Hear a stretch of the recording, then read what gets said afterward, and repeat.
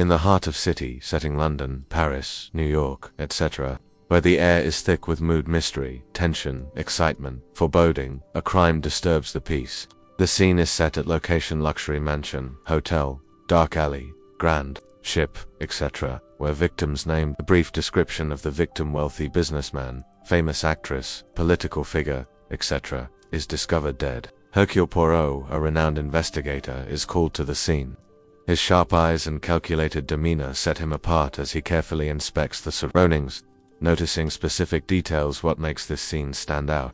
At the scene, finds his first clue, a mysterious object, torn letter, object out of place, cryptic symbol, etc., tucked away or revealed in an unexpected place. This is a clue that seems small but is critical in unlocking the mystery that as Poirot begins questioning witnesses or suspects, he observes strange behavior, including described nervous, evasive, or suspicious behavior. The detective's mind sharpens. Something isn't right. His first impression is that the situation is not as it seems, it's too well orchestrated, or there's a deliberate misdirection, and he begins to piece together an initial theory. But who could have had a motive for this crime? The investigation intensifies as Poirot begins gathering clues from witnesses, suspects, and possible leads. He first questions suspect 1, someone with a questionable relationship to the victim, who claims to have been provided an alibi at a gala, at a friend's house, etc. However, their actions seem forced, and the detective isn't buying it. The next suspect 2, perhaps a lover, business partner, or rival, has a more direct connection to the victim but is acting strangely calm, almost as though they know more than they let on. Poirot's first big lead comes from the victim's property, perhaps a hidden ledger, a suspicious letter, or a financial issue, revealing a possible financial issue, affair, rivalry, blackmail, etc. As Poirot digs deeper into the victim's life, he uncovers potential motives for each suspect, but one clue stands out, something unusual or significant, such as a hidden note, peculiar object, or cryptic statement from a suspect. The detective makes an important observation. There is a hidden connection between suspects that no one else knows about. But is it the truth, or just another red herring? The chapter ends with Poirot's deepening suspicion, but the true motive remains unclear. As the investigation unfolds, Poirot uncovers lies from all sides. Suspect 1 insists they were nowhere near the crime scene, yet small inconsistency, a shoe print, a misplaced phone call, or conflicting testimonies suggests otherwise. Suspect 2's alibi also begins to unravel when Poirot finds a piece of evidence contradicting their story, a letter, an item they shouldn't have known about, etc. Poirot presses suspects with questions, but their responses only make things more confusing. Suspect 3, unlikely participant, seems to know more than they let on but refuses to speak up. Poirot becomes increasingly suspicious of the motives behind each individual. They realize that these lies are protecting something far darker than a simple crime. Poirot starts to piece together a hidden relationship between suspect S and the victim, possibly linked to personal jealousy, financial debt, blackmail, or past betrayal. The mystery deepens as the detective realizes they've only scratched the surface. A sense of urgency rises as Poirot starts connecting the dots, with every piece of information revealing even more tangled lies. While re-examining the scene of the crime, Poirot makes a shocking discovery: new evidence, a hidden letter, a document with strange markings. A missing item provides a crucial lead. This discovery casts doubt on previous theories, suggesting that the crime is more complex than first thought. The hidden item or clue leads to a larger conspiracy, and Poirot realizes that he might be in over his head. A sense of urgency sets in as Poirot begins to connect the dots between the victim, the suspects, and the newly discovered evidence. Is there a larger plot at play? Poirot is determined to find out, but someone might be pulling strings from behind the scenes. The chapter concludes with Poirot's decision to confront suspect 1 or 2 with this new evidence, sensing that this moment could shift the investigation in an unexpected direction. The investigation had already dragged on for several days, and Hercule Poirot was growing weary of the dance between truth and deception. Each step forward led to more questions, more layers of lies, more manipulation, until the detective felt the weight of the conspiracy pressing against him. As he walked down the creaky hallways of the Pembroke mansion, Poirot's mind was sharp, yet heavy with the sense that something larger was at play, something he had yet to uncover. With each turn, each conversation, the tangled web grew ever more intricate, but Poirot was determined. He had cracked harder cases than this, and he would solve this one, too. The key to solving this case, Poirot believed, lay in the past, specifically, in the secrets long buried by the dead. As he continued to investigate the tangled relationships around Lord Edward Pembroke's death, the detective found that those closest to the victim harbored darker truths than he could have imagined. It began with a visit to Sir Reginald. The victim's business partner, Sir Reginald, had been cooperative up until now, his answers tidy and well rehearsed. However, there was something that stuck in Poirot's mind, the way Sir Reginald seemed to avoid looking at the one thing that seemed most pressing, the late Lord Pembroke's will. Poirot had already examined it, and to the outside world, it seemed perfectly ordinary. The Lord had left his vast fortune to his wife, Lady Margaret Pembroke, and to a handful of charities. But Poirot's instincts told him there was more to it than what met the eye. I understand the will left much of the estate to Lady Margaret, Poirot began as they sat in Sir Reginald's study. The room was immaculately decorated, with large leather chairs and shelves lined with dusty books. Yes, the same as always, Sir Reginald replied, his voice growing tight. A good man, Lord Pembroke. A generous man, indeed, Poirot replied, watching Sir Reginald closely. But there is something else, perhaps a detail you forgot to mention. Sir Reginald froze, his gaze dropping to his hands in his lap. Poirot had expected this reaction, and he leaned in a little closer. The man had been too quick to reassure Poirot, and that was never a good sign. Your concern is touching, Poirot, Sir Reginald said slowly, his voice thick with emotion, but I assure you, the will is above board. Poirot's eyes narrowed, his mind turning. Something was off, but it wasn't until he visited Lady Margaret later that day that the pieces began to fall into place. Lady Margaret's secrets. Lady Margaret Pembroke had always been an elegant figure in society. Tall, poised, and with an air of authority, she had long been the centerpiece of London's high society. Yet beneath her well-groomed exterior, Poirot could sense something more, a layer of complexity, a shadow of guilt perhaps. She welcomed him into the drawing room with a gracious smile, but her eyes betrayed a flicker of nervousness as soon as Poirot began his questioning. Lady Margaret, Poirot said gently, I must ask, have you seen your husband's will recently? She tensed but quickly regained her composure. I am well aware of its contents, Mr. Poirot. My husband left everything to me. Yes, Poirot murmured. And yet there are rumors, not entirely unsubstantiated, that your husband was deeply troubled in the months leading up to his death. You see, I have learned of some transactions, financial ones. Lady Margaret's face tightened. What exactly are you insinuating, Poirot? Poirot took a deep breath and proceeded with care. I am not insinuating anything, but I have discovered that Lord Pembroke's investments were not as secure as you might think. There were debts, a significant amount, to be precise, and the creditor who was pushing for repayment was none other than Sir Reginald. Lady Margaret's eyes widened for a brief moment before she masked her surprise with a thin smile. And what does that mean, Poirot? A business partner requesting payment for a debt? What is so criminal about that? Poirot's gaze softened. It means, Lady Margaret, that your husband was about to make a drastic decision, a decision that could have ruined Sir Reginald, and perhaps you as well. And perhaps that is what led to the conflict between you and Sir Reginald. No. For a moment, Lady Margaret said nothing. Her posture stiffened, and the silence stretched on like a cord waiting to snap. Poirot could tell there was much more to the story than the lady was willing to admit. She leaned forward, her voice barely a whisper. I didn't want it to come to this, she murmured. But he was going to expose Sir Reginald's fraudulent schemes. He was going to destroy him, and then he was killed. Poirot pressed, his voice calm and soothing. Yes, Lady Margaret replied, her voice trembling. I didn't know what to do. I loved Edward, but he was too reckless. He wanted to take everything down with him. Poirot nodded, his mind racing. This was it, the key to understanding everything.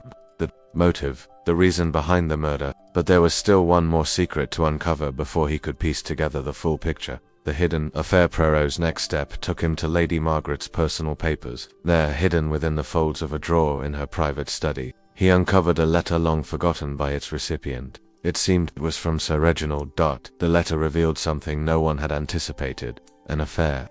Lady Margaret had been involved with Sir Reginald in a secret relationship for years. It was clear that, even though her husband had been planning to expose Sir Reginald's financial crimes, the affair between the two of them could have caused even greater scandal. This revelation was both shocking and telling. It provided a second motive for the murder, one which Poirot had not yet considered.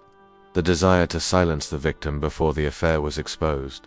Poirot was quick to piece the puzzle together. Lady Margaret, having learned of her husband's intentions to expose Sir Reginald, had felt cornered. Faced with the dual threat of her husband's financial ruin and her own betrayal being exposed, she had gone to extreme lengths to preserve both her reputation and her lover's. The final confrontation, Poirot called for all of the suspects to meet in Lord Pembroke's study, where he planned to lay bare the truth. As they gathered in the room, Poirot's eyes flickered over each one: Sir Reginald, stiff and self-assured, and Lady Margaret, who was still visibly tense, the maid who remained silent in the corner, and the butler, who looked too calm for someone in his position. Poirot finally spoke, his voice cutting through the thick tension in the room. "It is clear to me now, Ms. Amos, that the circumstances surrounding Lord Pembroke's death were no accident. There was indeed a motive, several motives, in fact, but the truth is now evident." He turned to Lady Margaret, his eyes locking onto hers. "Your relationship with Sir Reginald was more than professional, was it not? You sought to protect him, to shield him from the consequences of his actions."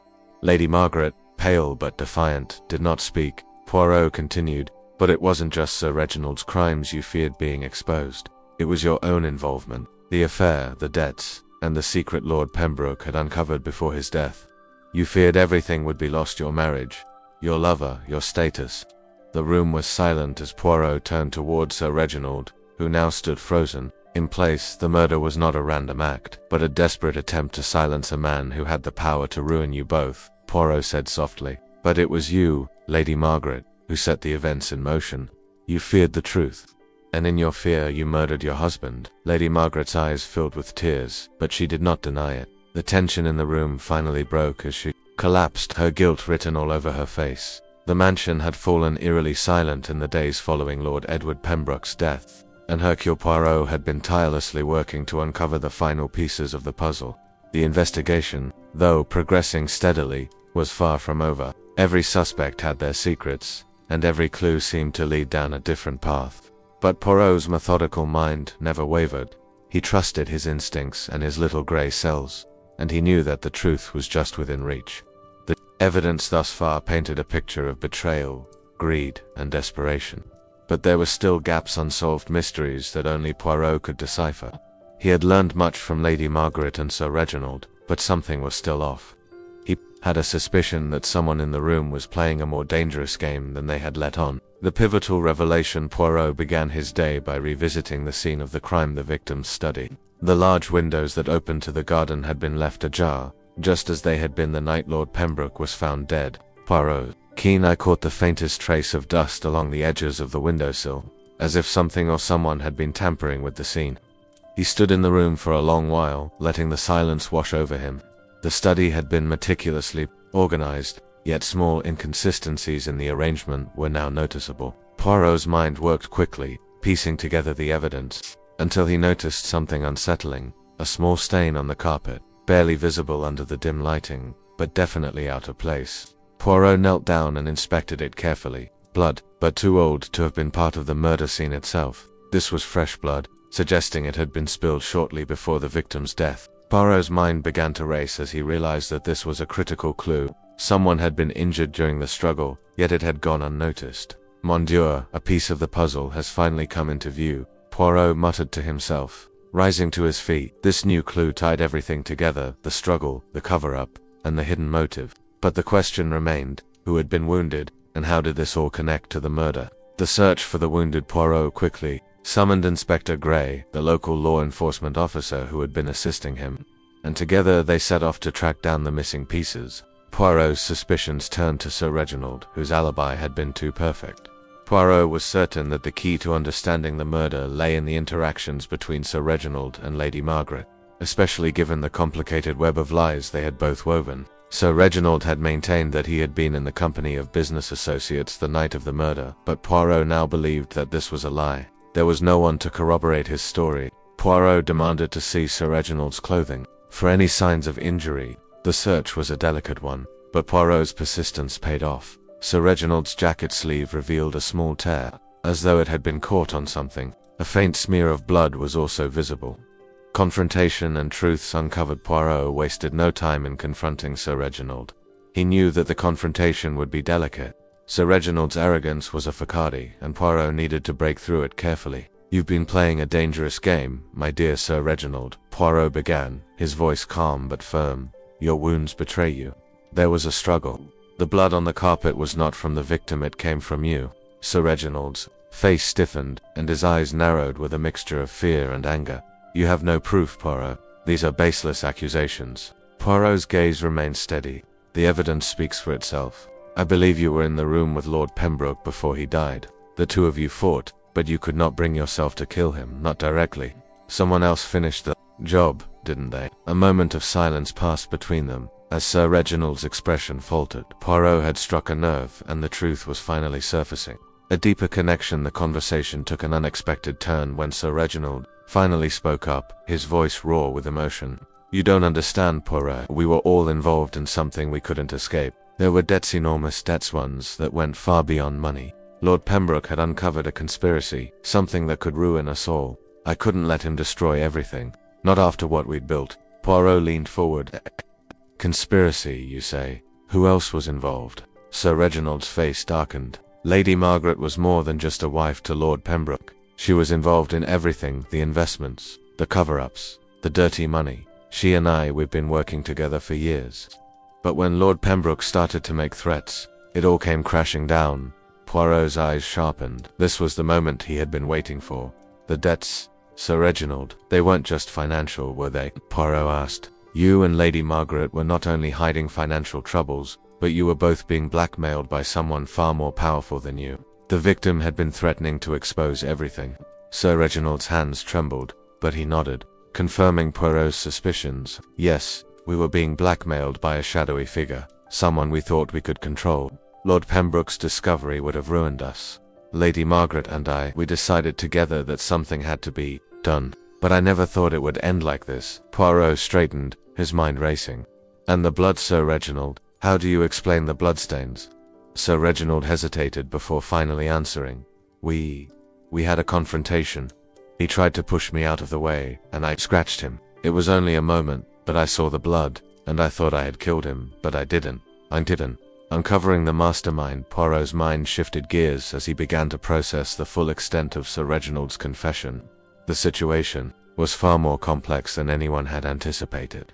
Lady Margaret's involvement had become clearer, and so too had the dark forces that surrounded the case. Poirot realized that the mastermind behind Lord Pembroke's death was not Sir Reginald or Lady Margaret. It was someone else, someone with a far greater influencer figure who had been manipulating them both from the shadows. Poirot's instincts told him the killer was closer than anyone imagined. As Poirot turned to leave the room, he made one final observation. "Sir Reginald, I know you will try to protect Lady Margaret, but do not forget, the truth cannot be hidden forever."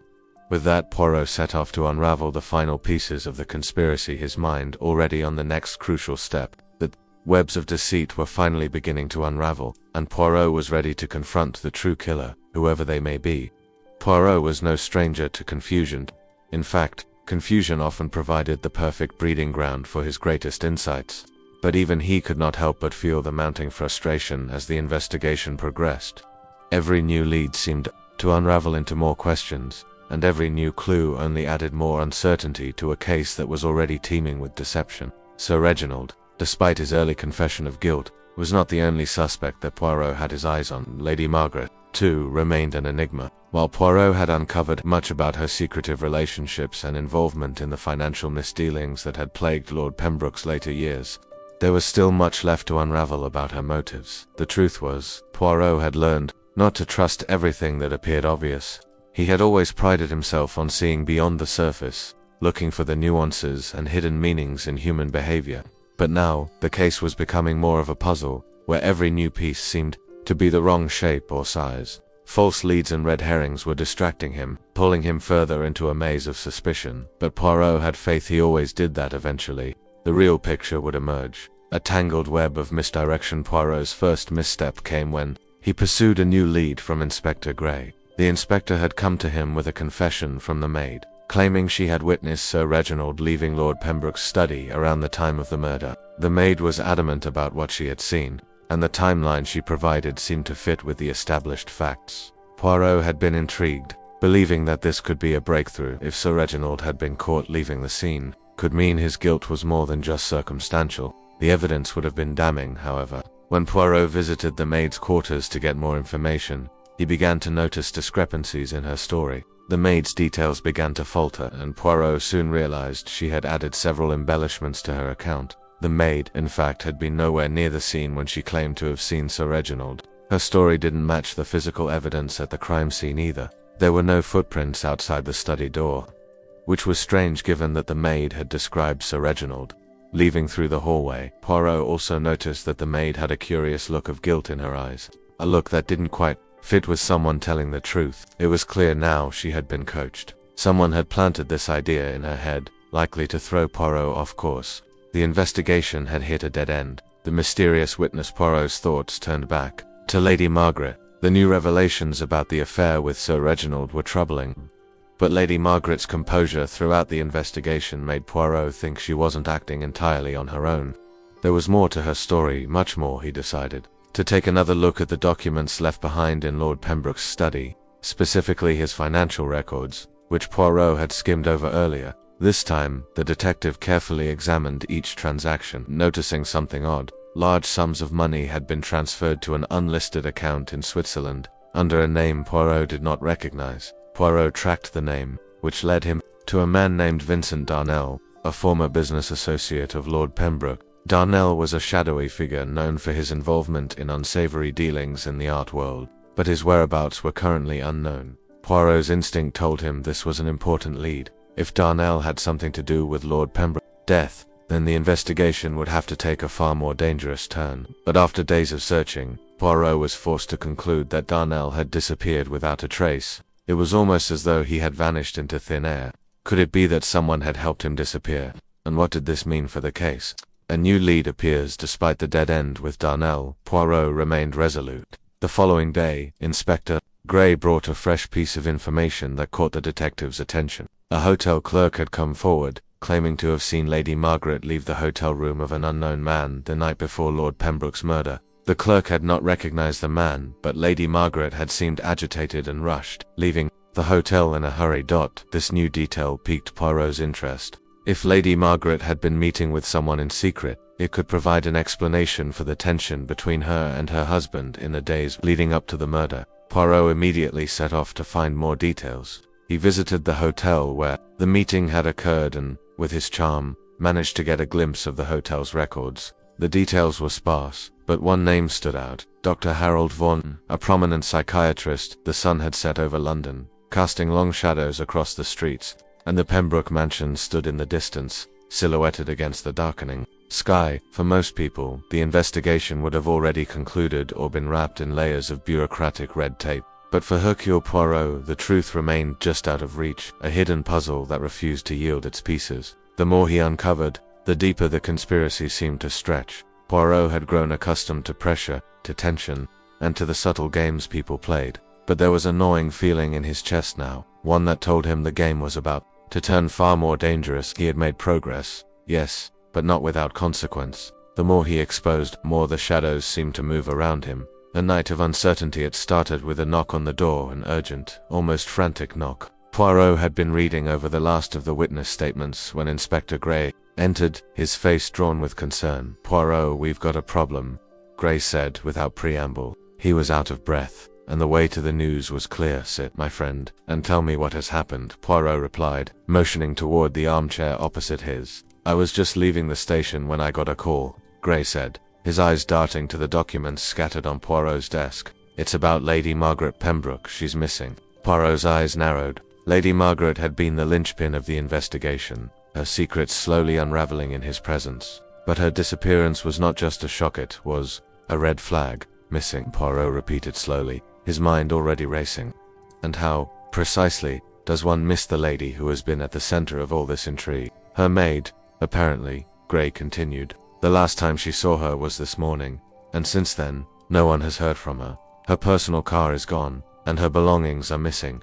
Poirot stood up and paced for a moment, thinking this could be a desperate move away for Lady Margaret to distance herself from the investigation. Or worse, it could be a calculated step in a larger plan. "Gather the constables, Gray. We must act quickly. I want to speak with the maid and those who might know where she has gone." Poirot's tone was firm. The hidden threat, it didn't take long for Poirot and Gray to track down the maid, who appeared visibly shaken when they questioned her. She was a nervous woman, perhaps too nervous, as if she feared even speaking too much. But eventually, after some gentle questioning, she revealed a key detail that chilled Poirot to the bone. Lady Margaret had left in a hurry, but not alone. Was with a man, the maid said, wringing her hands. I don't know who, but he came for her, said it was urgent. She didn't even take her coat. Poirot froze for a moment, his thoughts racing. This was no ordinary disappearance. Lady Margaret was leaving the scene of her husband's murder, and now she was moving quickly towards something that might tie everything together. Describe him, Poirot demanded. The maid hesitated, but then offered. He was tall, dark hair, a bit of an accent, I think. Poirot's mind immediately turned to Vincent Darnell, the name that had been lingering in his thoughts for days now. Darnell, the man with a history in shady dealings, and a man who might have had more to do with this case than anyone realized. The narrow escape Poirot's search for Vincent Darnell took him to an unfamiliar part of the city London's East End. The streets were dark and narrow, the kind of place where people disappeared in the blink of an eye. He didn't speak much as he walked, his mind focused on the missing pieces of the puzzle. Suddenly, there was a noise behind him, footsteps, too light to be someone walking casually. Poirot paused and listened. The sound of the footsteps grew nearer, and a flash of movement caught his eye. Before he could react, a figure lunged at him from the shadows, knocking him into the nearby alley wall. A brief struggle ensued. Poirot tried to defend himself, but his attacker was too quick, too forceful. His coat was ripped, and his hat flew off in the melee. Then, just as suddenly as it began, the attacker disappeared, leaving only the faint echo of hurried footsteps. Stood there, his heart racing, eyes narrowed as he scanned the alley, who had just tried to kill him. For a moment Poirot stood still, piecing together the few details he had gathered. The sudden attack, the sense of being followed, and the mysterious presence of Lady Margaret's companion. Someone didn't want Poirot to find the truth, and it was clear that whoever they were, they had just escalated the stakes. A sudden revelation as Poirot carefully examined the street.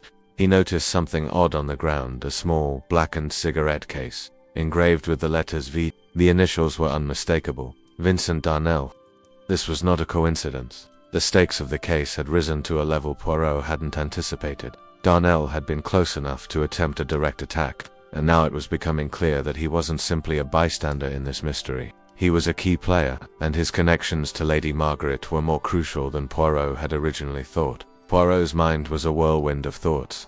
The night had taken a dangerous turn, and with Lady Margaret missing, he knew that time was of the essence. Darnell and Lady Margaret were now two sides of the same coin, and Poirot had no choice but to follow them to wherever this trail led.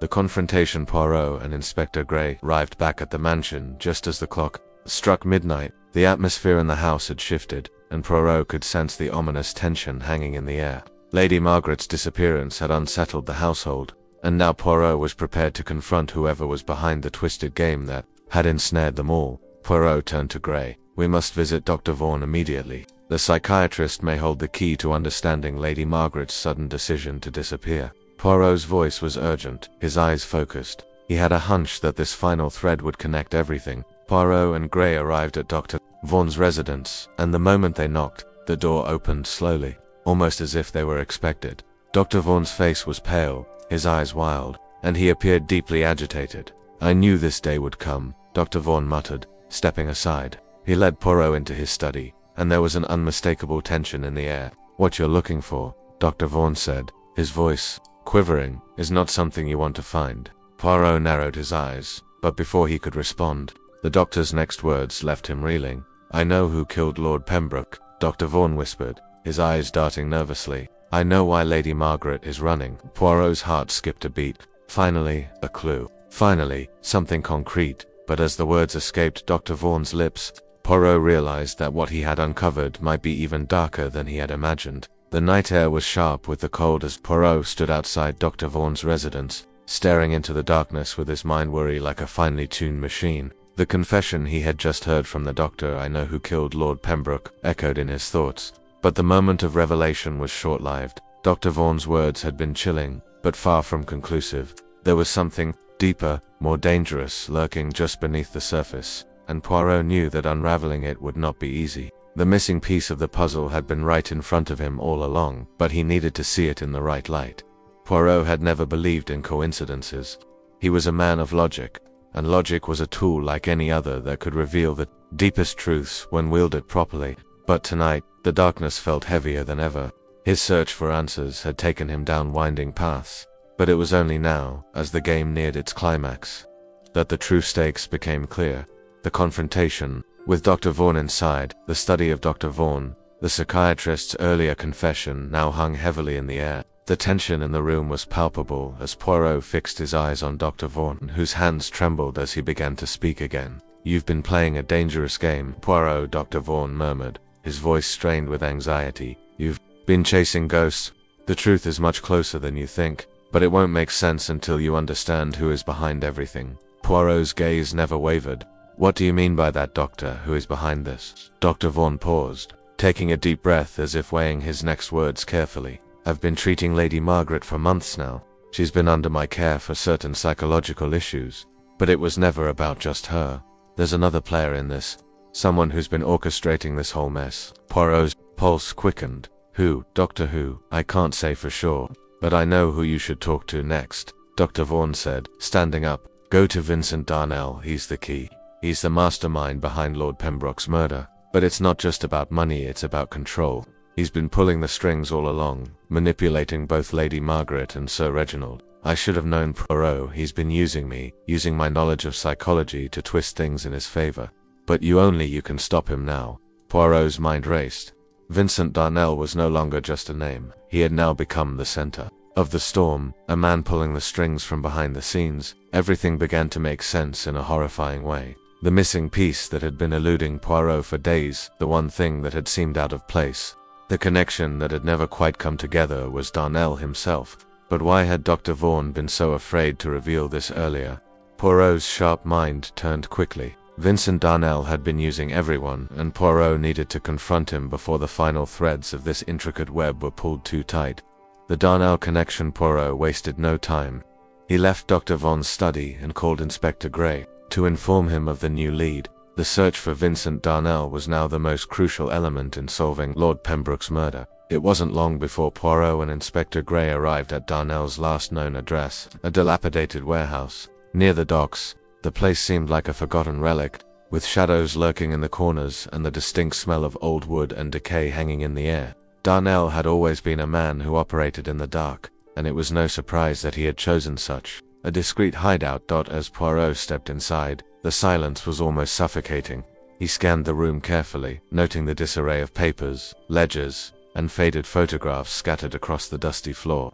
Darnell had clearly been here recently, and Poirot could sense that he was close. Poirot's gaze shifted to a table against the far wall. There, neatly arranged, was a set of documents, Lord Pembroke's financial records, the ones that Poirot had previously skimmed over.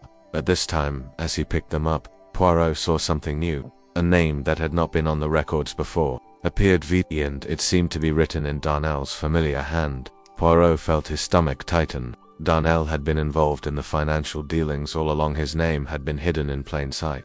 But what was most troubling was that these documents didn't just show financial debt. They revealed a complex web of blackmail, and Darnell's involvement was far more extensive than anyone had realized. He was not just a business associate. He had been blackmailing Lord Pembroke and his associates for years. The revelation. Poirot knew now that Darnell had been manipulating Lady Margaret, Sir Reginald, and everyone around them. The real reason behind Lord Pembroke's murder had never been about mere money, it had always been about control. Darnell had known that if Pembroke ever uncovered the truth about his dealings, his empire would crumble. The murder had been planned with meticulous precision, and Darnell had made sure that everyone involved was either too afraid or too compromised to act against him. He had used Lady Margaret's affair with Sir Reginald to ensure her cooperation, and he had coaxed Sir Reginald into a deal that would keep him quiet about the true nature of the financial dealings. Poirot quickly gathered the documents and made his way to the local constable's station. He would need all the evidence he could gather to make sure Darnell couldn't escape. But as Poirot turned to leave, something caught his eye. A letter hidden beneath a stack of papers, carefully folded and sealed. Poirot opened it carefully. The handwriting unfamiliar, but unmistakably was from Lady Margaret. The letter read, "If you do this, we're both finished. You know what he's capable of. I will not be silenced again." The danger lurking, breath caught in his throat. Lady Margaret had been in collusion with Darnell far more deeply than he had thought. Her earlier appearance of guilt, her fear, her hesitation, it all began to make sense. Darnell had been blackmailing her too, pushing her toward a violent solution to keep their secrets buried. The detective's mind whirred again as he placed the letter down carefully. Lady Margaret had played a part in this, no doubt, but Darnell was still the puppet master. The pieces of the puzzle were finally clicking into place. The stakes had never been higher, and now Poirot knew that the conclusion was fast approaching. As Poirot exited the warehouse with the evidence in hand, he knew that his next move would lead him straight to the heart of the conspiracy. But Darnell was not the only player left to confront. There were still questions that remained, and the answer was as elusive as ever. The investigation was reaching its climactic conclusion, and Poirot was closer than ever to unveiling the final piece of the mystery. But the deeper he ventured, the more dangerous it became. The game was changing. It was not just about solving a murder, it was about exposing a long-standing network of deceit and treachery. The morning had barely broken over the city of London when Hercule Poirot arrived at the Pembroke mansion once again. It felt as though the case had consumed his every waking moment, and yet the mystery that had begun with Lord Edward Pembroke's death still clung to him like a shadow, relentless in its pursuit. But Poirot's sharp eyes and his impeccable mind knew that the time for the final confrontation had come. It was time to reveal the truth and unmask the mastermind behind it all. The mansion, once a symbol of power and wealth, now seemed more like a house of secrets, its grand hallways hiding not opulence but deceit. Poirot entered the study, where Inspector Gray, Lady Margaret, and Sir Reginald had already gathered, their faces tight with uncertainty. Dr. Vaughan, too, was present, looking pale and nervous. There was something unsettling about his presence now, as if he knew the walls were closing in on him. Poirot glanced at each of them, his expression calm yet resolute. He had already gathered all the evidence he needed. Each of them had played their part in this web of lies, and now it was time to bring everything into the light. The final puzzle piece. Poirot stepped forward, his voice steady and confident. I have gathered you all here today because the truth, at last, can no longer be hidden. The game has been long and complex, but now we will see it through to the end. Each of you has played your part, some knowingly, some unknowingly, but in the end it all ties together. Lady Margaret shifted uncomfortably in her seat, her gaze avoiding Poirot's, while Sir Reginald looked tense but defiant. The doctor, on the other hand, was pale, his eyes darting nervously around the room. Poirot raised his hand slightly, a gesture that immediately commanded attention. Let us begin, shall we? He said, his voice calm but cutting through the tension. First, the financial dealings between Lord Pembroke and Vincent Darnell. You, Sir Reginald, knew of these transactions. They were not merely about business, they were about control. The financial schemes that Darnell set in motion were the lifeblood of the conspiracy, and both you and Lady Margaret were involved, sir. Reginald's jaw tightened, and he opened his mouth to speak, but Poirot raised a hand to stop him. But this was only the beginning. For the true puppet master in this entire affair is none other than Vincent Darnell himself. It was he who manipulated you all. He pulled the strings behind the scenes, using each of you as pawns in his game. Darnell was not just interested in money, he wanted power. Power over Lord Pembroke, Lady Margaret, and even you, Sir Reginald. Poirot paused, letting the weight of his words sink in. Lady Margaret, your affair with Sir Reginald, your marriage to Lord Pembroke, the debts, the blackmail of it, was a means to an end. You both were entangled in a web of financial ruin, and Darnell had the power to destroy everything you had. The murder of Lord Pembroke was not an accident, it was a calculated decision. You and Sir Reginald had no choice but to act when Lord Pembroke threatened to expose everything. Lady Margaret's face paled as the realization of what Poirot had uncovered settled in. She opened her mouth to speak, but found no words. Poirot turned to Dr. Vaughan, who had been sitting quietly, his face strained. And you, Doctor, you were the final piece of the puzzle. You had the power to manipulate and control Lady Margaret's emotions. You knew she was vulnerable, and you used that to push her into making choices that she might have otherwise resisted. The doctor looked down, unable to meet Poirot's gaze. The web of lies unraveled. Poirot continued his account.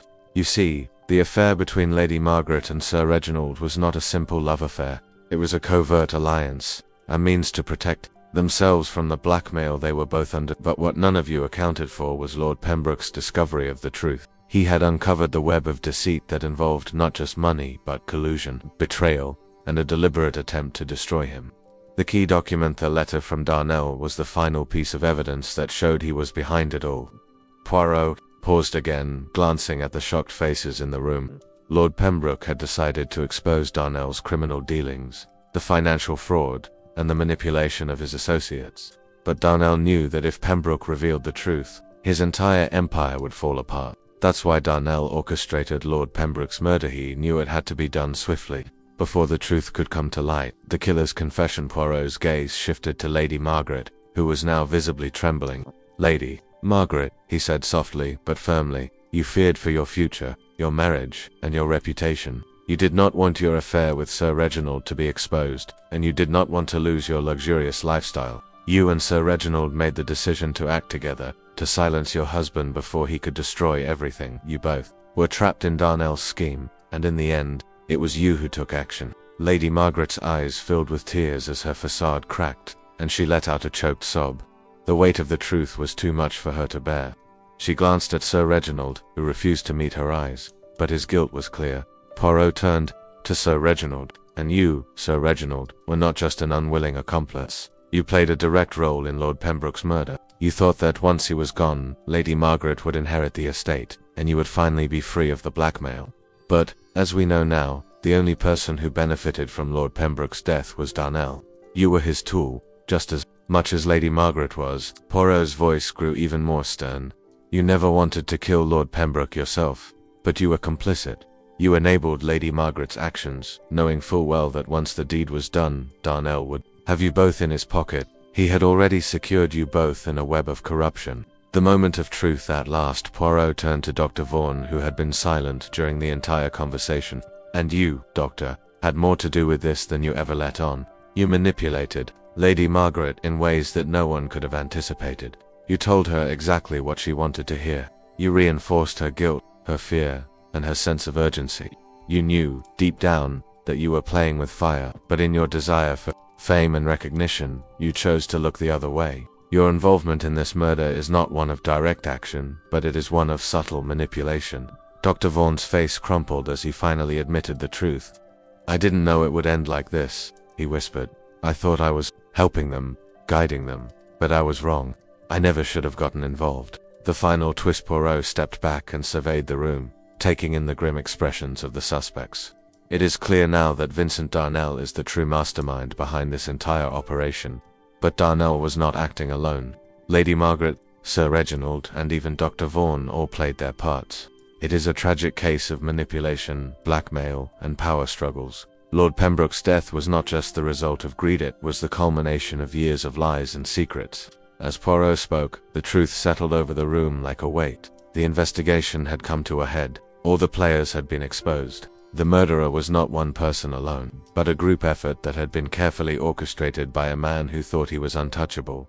The question now remained, would justice prevail, or would the true mastermind, Vincent Darnell, slip through? Poirot's fingers at the last moment. The dim light of the late afternoon crept through the tall windows of Lord Pembroke's study, casting long shadows across the polished wooden floors.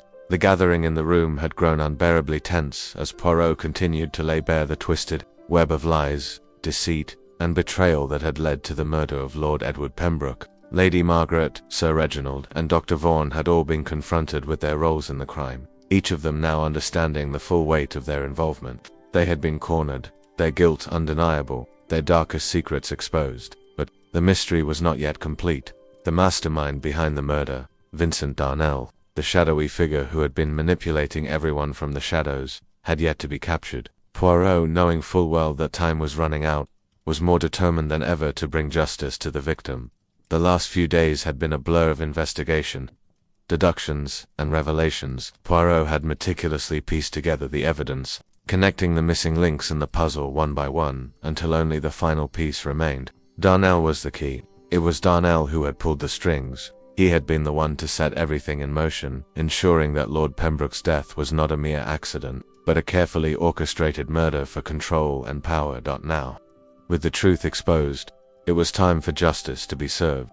The morning had barely broken over the city of London when Hercule Poirot arrived at the Pembroke mansion once again. It felt as though the case had consumed his every waking moment, and yet, the mystery that had begun with Lord Edward Pembroke's death still clung to him like a shadow. relentless in its pursuit. But Poirot's sharp eyes and his impeccable mind knew that the time for the final confrontation had come. It was time to reveal the truth and unmask the mastermind behind it all. The mansion, once a symbol of power and wealth, now seemed more like a house of secrets, its grand hallways hiding not opulence but deceit.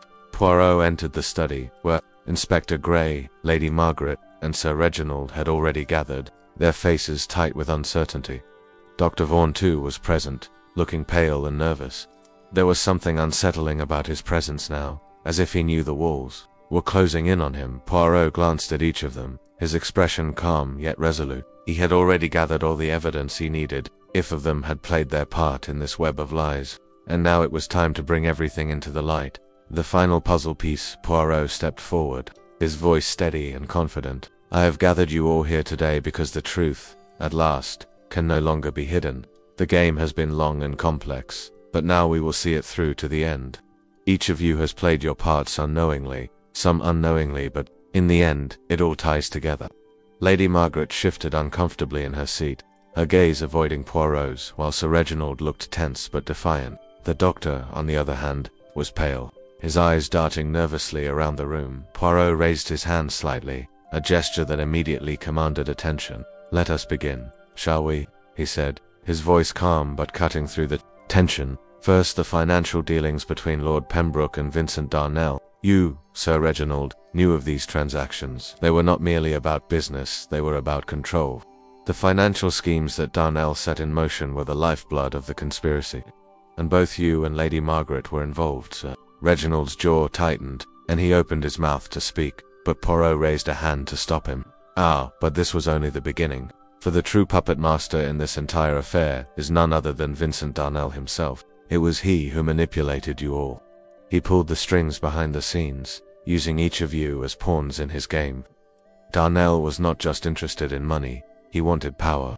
Power over Lord Pembroke, Lady Margaret, and even you, Sir Reginald. Poirot paused, letting the weight of his words sink in. Lady Margaret, your affair with Sir Reginald, your marriage to Lord Pembroke, the debts, the blackmail, all of it was a means to an end. You both were entangled in a web of financial ruin, and Darnell had the power to destroy everything you had.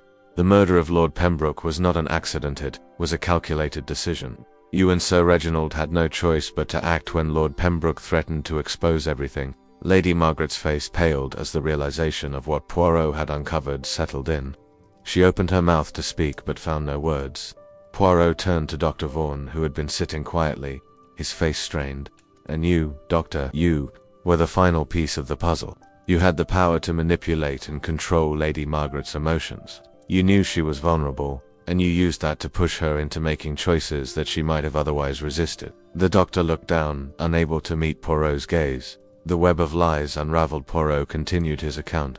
You see, the affair between Lady Margaret and Sir Reginald was not a simple love affair. It was a covert alliance, a means to protect themselves from the blackmail they were both under. But what none of you accounted for was Lord Pembroke's discovery of the truth. He had uncovered the web of deceit that involved not just money, but collusion, betrayal, and a deliberate attempt to destroy him. The key document, a letter from Darnell, was the final piece of evidence that showed he was behind it all.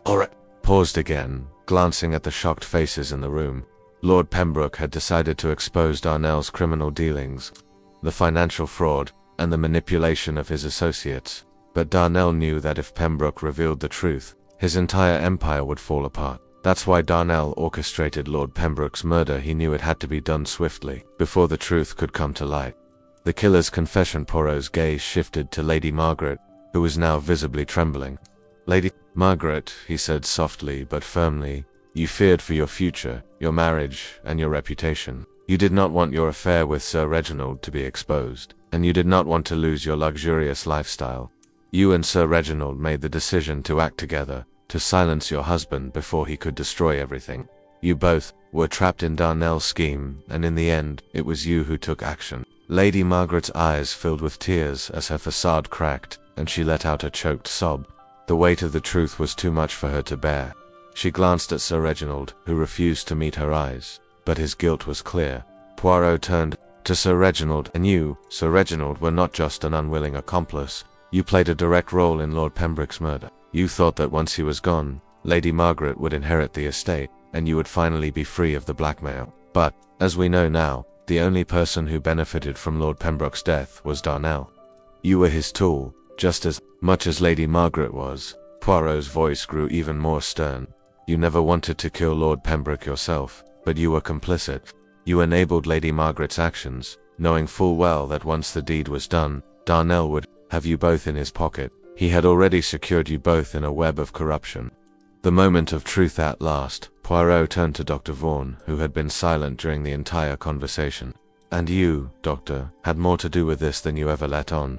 You manipulated Lady Margaret in ways that no one could have anticipated. You told her exactly what she wanted to hear. You reinforced her guilt, her fear, and her sense of urgency.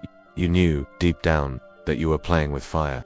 But in your desire for fame and recognition, you chose to look the other way. Your involvement in this murder is not one of direct action, but it is one of subtle manipulation.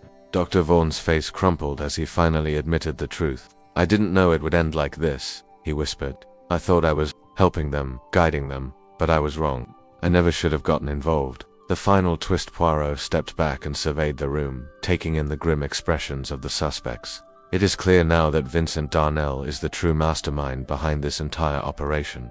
But Darnell was not acting alone. Lady Margaret, Sir Reginald, and even Dr. Vaughan all played their parts.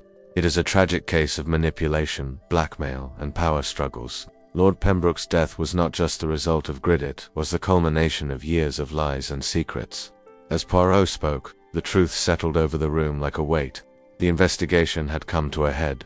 All the players had been exposed. The murderer was not one person alone, but a group effort that had been carefully orchestrated by a man who thought he was untouchable. The question now remained, would justice prevail? Or would the true mastermind Vincent Darnell slip through? Poirot's fingers at the last moment. The dim light of the late afternoon crept through the tall windows of Lord Pembroke's study, casting long shadows across the polished wooden floors. The gathering in the room had grown unbearably tense as Poirot continued to lay bare the twisted web of lies, deceit, and betrayal that had led to the murder of Lord Edward Pembroke. Lady Margaret, Sir Reginald, and Dr. Vaughan had all been confronted with their roles in the crime, each of them now understanding the full weight of their involvement. They had been cornered, their guilt undeniable, their darkest secrets exposed. But the mystery was not yet complete. The mastermind behind the murder, Vincent Darnell, the shadowy figure who had been manipulating everyone from the shadows, had yet to be captured. Poirot, knowing full well that time was running out,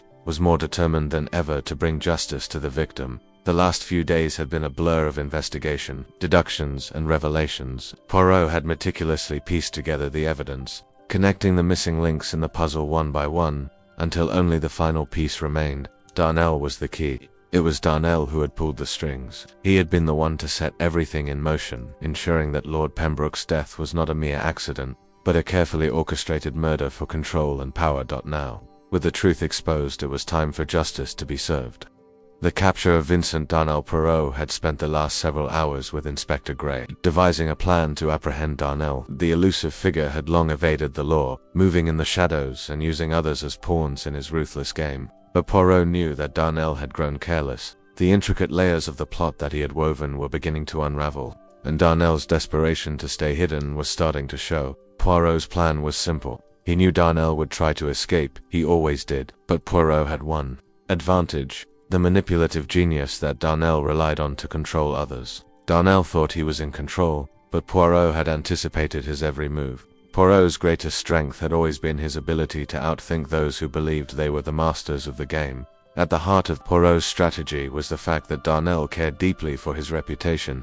He knew that if exposed for his involvement in Lord Pembroke's murder, his empire built on manipulation and corruption would fall. Poirot knew Darnell would come out of hiding to protect his image, to tie up loose ends, and to ensure that no one could use him as a scapegoat. As Poirot had suspected, it was just after dusk when Vincent Darnell made his move. He arrived at the warehouse where much of the conspiracy had been planned, presumably to retrieve documents and destroy any remaining evidence of his involvement. But he was not alone. He had brought with him a small, armed entourage, a group of hired hands, who were ready to do anything to protect him. Poirot and Inspector Gray, along with a team of constables, had been waiting in the shadows, ready to act the moment Darnell made his appearance. The trap was set. Poirot watched with unblinking eyes as Darnell stepped out of the car and into the warehouse. As Darnell moved toward the building, Poirot gave the signal, and within moments, the constables swarmed around the warehouse, securing every exit.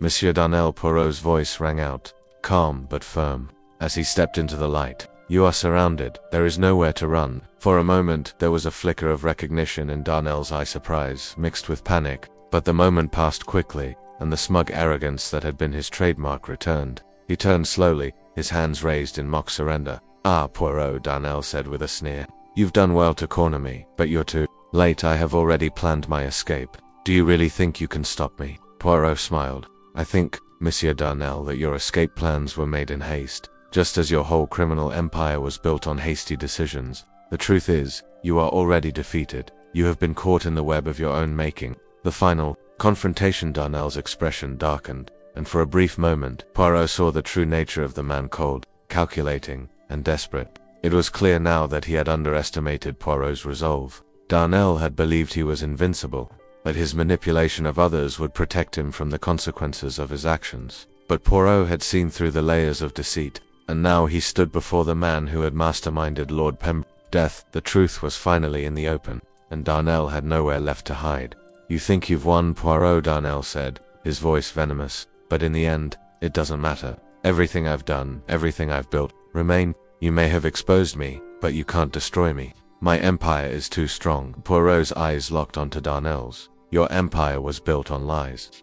You thought you could control others through fear and deceit, but in the end, it was you who were controlled by your own greed. You wanted to control Lord Pembroke, Lady Margaret, Sir Reginald, and everyone else around you, but it was you who fell into the trap. Darnell's arrogance faltered as he realized the truth of Poirot's words. He had been trapped by his own ambition, and now he was facing the consequences. The detective knew that Darnell's time had come, and the law would soon take its course. Justice served as the constables handcuffed Vincent Darnell and led him away. Poirot turned to Lady Margaret and Sir Reginald. Both were standing in the background, their faces pale, their eyes filled with a mixture of guilt and resignation. Lady Margaret's earlier attempts to shield herself had crumbled, and now she faced the consequences of her actions. Poirot walked over to them, his voice soft yet firm. You, Lady Margaret, were a victim of Darnell's manipulation, but you still had a choice. You could have walked away from the conspiracy, but you chose to participate. You chose to silence your husband to protect yourself and your lover. And now, the truth is known. Lady Margaret's eyes filled with tears, and she nodded silently. She had no defense left. She knew she was guilty, and she knew that justice was inevitable. Poirot turned to Sir Reginald, who had been equally complicit. And you, Sir Reginald, were no less guilty.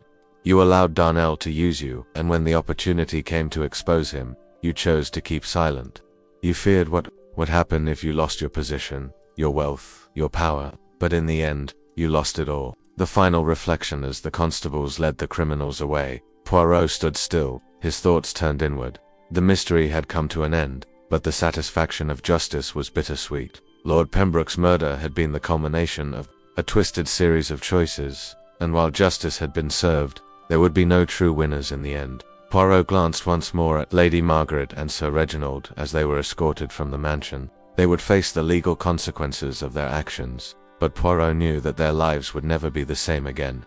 The shadows of the past would hang over them, just as they had hung over Darnell. That justice had been served, but at what cost? Poirot was satisfied with the outcome, but his mind continued to turn, reflecting on the true nature of greed, manipulation, and the choices that had led to Lord Pembroke's tragic death. Amaze we, Poirot murmured, his eyes lingering on the scene. The truth, as always, has its own way of emerging, and when it does, it is inevitable. But the cost of justice, it is never without pain. As Poirot turned to leave the mansion, his heart remained heavy with the knowledge that sometimes the truth was a burden too great to bear.